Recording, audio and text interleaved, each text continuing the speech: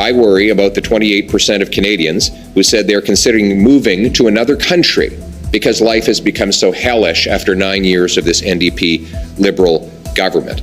I worry about the children who will inherit the $1.2 trillion debt. More debt was added in the last 9 years of this NDP Liberal government than in all prior governments combined.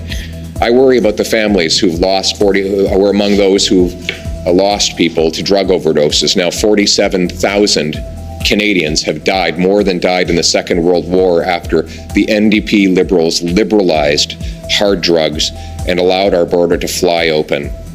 I worry about the people who've lost hope in this country. They are the ones we should be focused on. Instead, we're focusing on the chaotic clown show that is costing Canadians today. This cannot go on.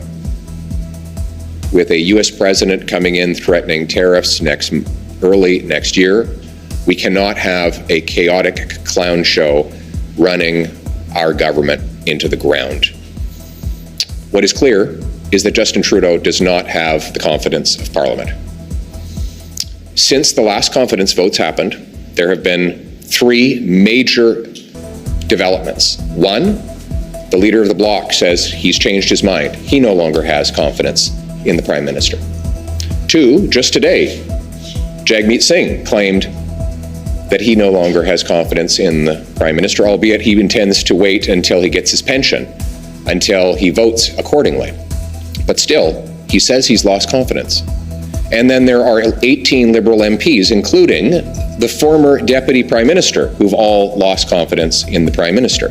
Add them all up and you have 70% of parliamentarians who do not have confidence in the Prime Minister.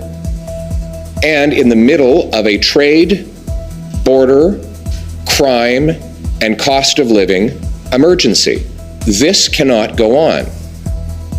And that is why in just a few moments I will be writing the Governor General, asking her to urgently reconvene Parliament and require a non-confidence vote so the Prime Minister can judge whether he stays in power, continuing to ruin our country, or whether we get an axe the tax election to allow Canadians to take back control of their lives and their country. With a Prime Minister who can take back control of our borders, our immigration, our spending, our cost of living, who will get rid of the GST on new homes and axe the carbon tax to bring down the cost of living, to show a strong, smart presentation to the incoming president, with a new Prime Minister that has the brains and backbone to put Canada first.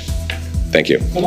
Today we see the next episode of the chaotic clown show that is costing Canadians after 9 years of this NDP Liberal government.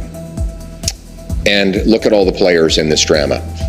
They're taking care of themselves, fighting for their own personal self-interest while they embarrass the country, tank our dollar, unleash crime and chaos in our community, threaten our trade relationship with our biggest partner.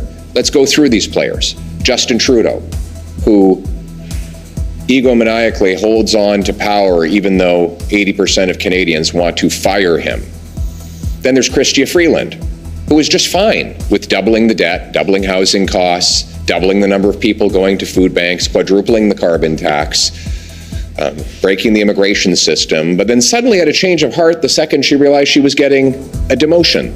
So it was really all about her. A demotion that would see her replaced with carbon tax Carney, who had committed to the Prime Minister that he would take the job of Finance Minister after he, as the economic advisor after all, helped write this fall economic update with a $62 billion deficit included in it.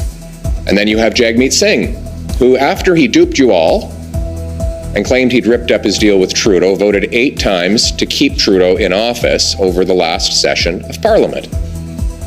And this is another including voting against a non-confidence motion that was made up of his own words 11 days ago. If he had voted for his own words, we would be a third of the way into an election campaign right now.